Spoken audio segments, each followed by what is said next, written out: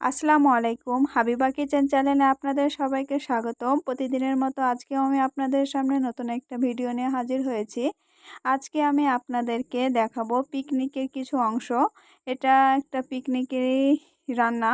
এখানে আমরা ফ্যামিলি মিলে বেশ কয়েকজন সদস্য, খুব একটা বেশি না, কয়েকজন মিলেই আমরা পিকনিকটা করেছি। তো পিকনিকটা খুব একটা বড় না, হুট করে পিকনিক করার ইচ্ছা জাগলো, তাই সবাই মিলে কিছু টাকা দিয়ে এখানে হাঁস কিনে এনে হাঁসটা সুন্দরভাবে পরিষ্কার করে রান্না করা হয়েছে। তো চলুন বন্ধু, শুরু করা যাক ভিডিওটির মূল অংশে। চুলাতে একটি প্যান বসিয়ে দিয়ে দিয়েছি তেল এবং পেঁয়াজ কুচি, সবগুলোই পরিমাণ মতো। পেঁয়াজটাকে আগে সুন্দরভাবে নেড়ে চেড়ে হালকা করে বাদামি কালার করে ভেজে নিতে হবে।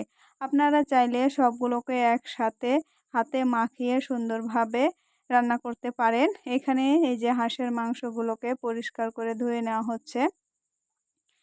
এই হাঁসটা এতই তাজা তরতাজা ছিল, আপনাদেরকে বলে বোঝাতে পারবো না। মাংসটা অনেক টেস্টি ছিল, অনেক মজার ছিল। এটাকে কয়েকজন মিলেই পরিষ্কার করে ধুয়ে নিচ্ছে। চুলাতে আমি আবারও চলে আসলাম। পেঁয়াজটা ভাজা হয়েছে কিনা, এই যে এখানে কাঁচামরিচ কুচি অ্যাড করা হলো। এটা ভাজতে বেশ কিছুক্ষণ সময় লেগেছে, কারণ একসাথে অনেকগুলো পেঁয়াজ, তো এর জন্য। এই যে আমার ধুয়ে পরিষ্কার করা হয়ে গেছে হাঁসের মাংসগুলো।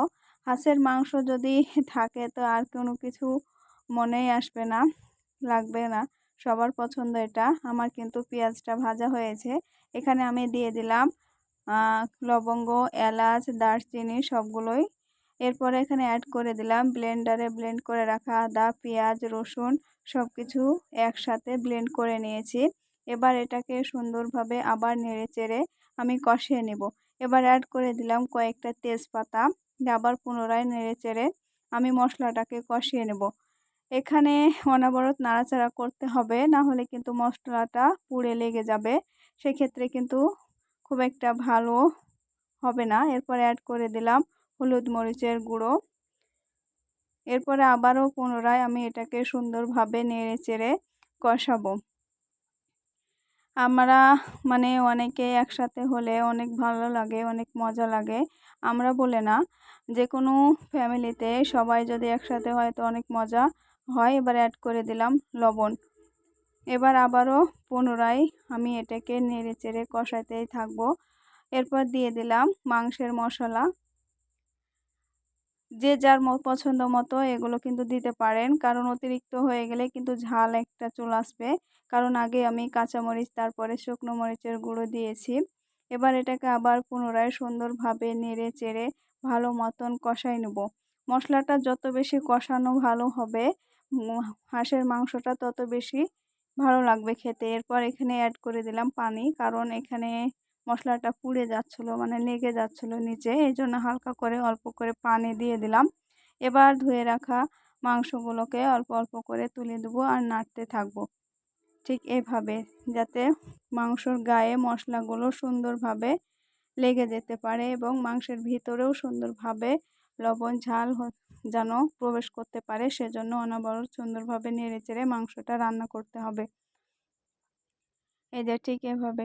আসলেই কোনো অনুষ্ঠান হলে অনেক আনন্দ লাগে, বাইরে গেলে তো আরও বেশি আনন্দটা হয়, এনজয় হয়। বাট সন্ধ্যার সময় হুট করে এটা প্ল্যান করা হয়েছে, সেক্ষেত্রে বাসার মধ্যে এটা আমাদের বাসায় রান্না করা হচ্ছে। এবার মাংসটাকে সুন্দরভাবে নেড়ে চেড়ে ঢাকনা দিয়ে ঢেকে কিছুক্ষণ রান্না করব। কিছুক্ষণ পর ঢাকনাটা সরিয়ে আবারও মাংসটাকে আমি সুন্দরভাবে নেড়ে চেড়ে দেবো এপাশ ওপাশ। আপনাদের কার ভালো লাগে হাঁসের মাংস খেতে, তারা অবশ্যই কমেন্ট করে জানাবেন। আর হাঁসের মাংসর সাথে সাদা রুটি চালের খেতে আরও অসাধারণ লাগে। এগুলো কথা শুনলেই মনে হয় যে জিভে জল চলে আসে।